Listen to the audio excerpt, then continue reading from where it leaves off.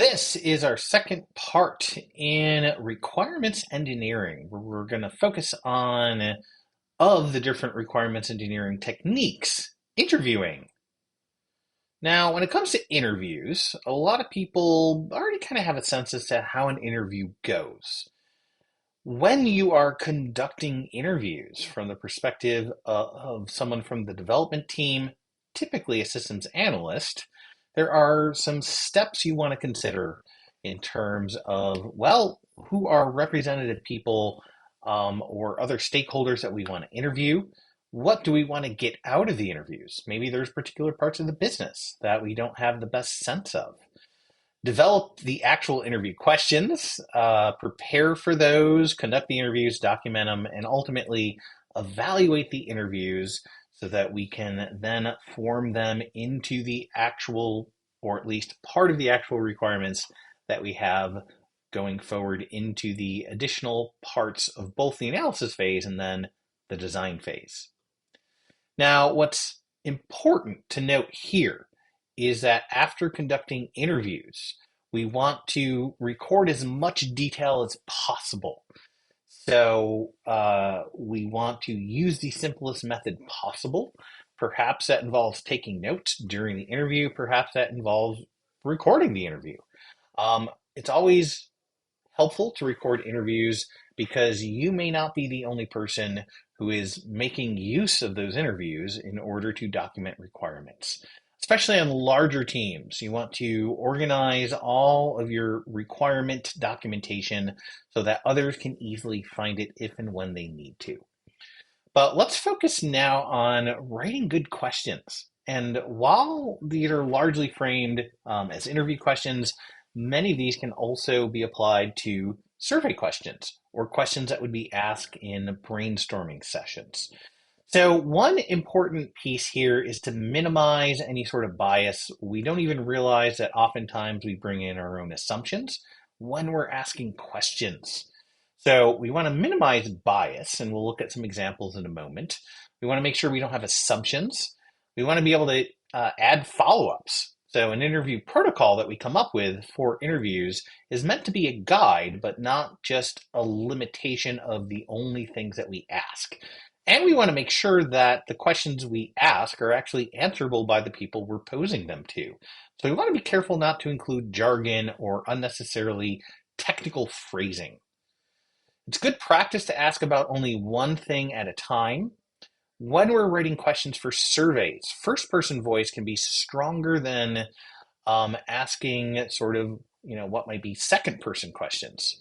For example, what are some challenges you faced in doing this thing might be better worded as some challenges I faced, if any, doing this thing were, because putting that into a first person helps to get the individual we're asking questions to put themselves back in their own shoes at a previous point in time.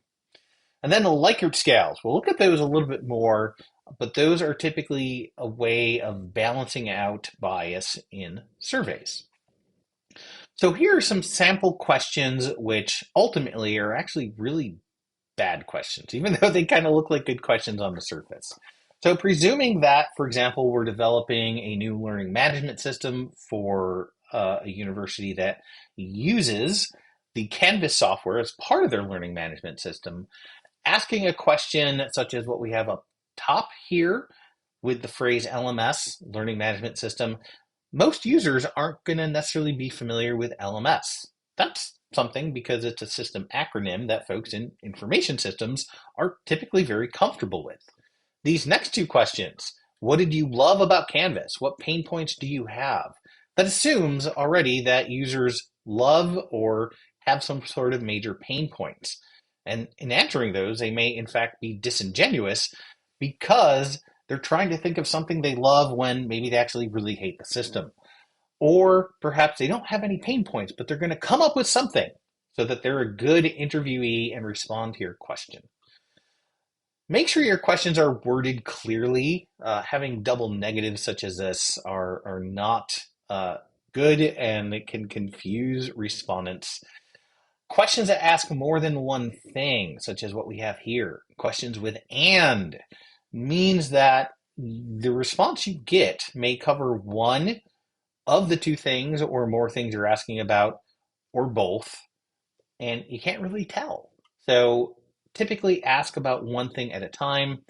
1 through 10 scales don't tend to work well, especially if you don't design them where you're explicitly saying, is 1 the number one best, or is 1 the least amount of this thing we're asking about?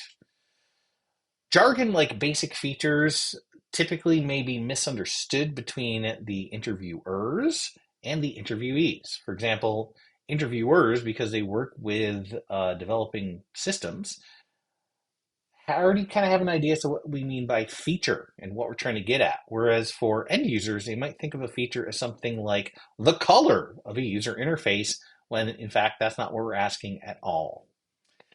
And having a scale like this on a survey doesn't really balance out well, because there's 3 options that have some positivity to them and only 1 that does not.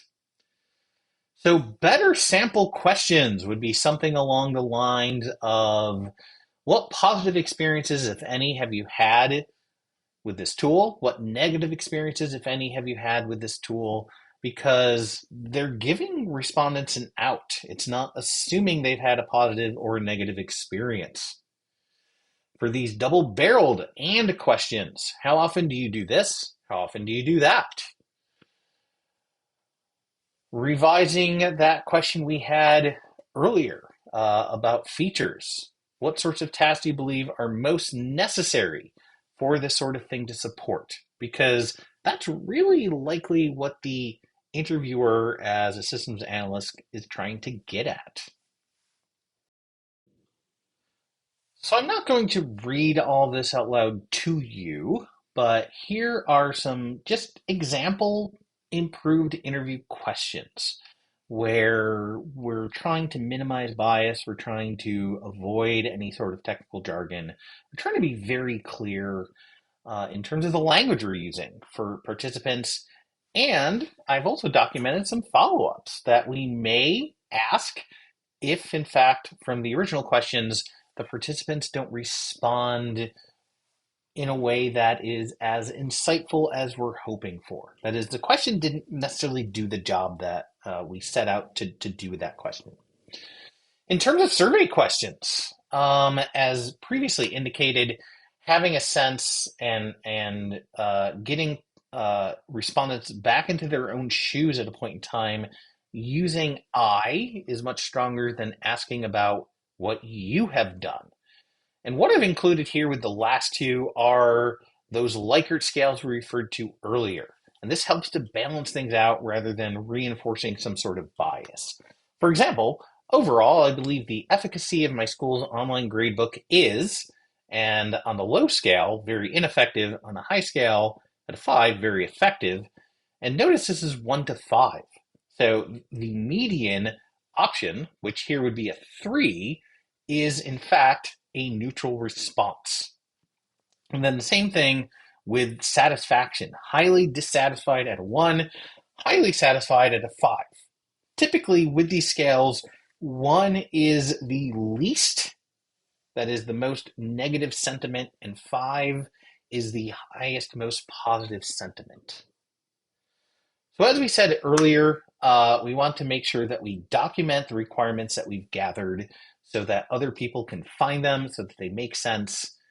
And while we focus on interviews, there are a number of different techniques that can be very valuable for gathering both the future users of the system's requirements as well as other stakeholders in the organization.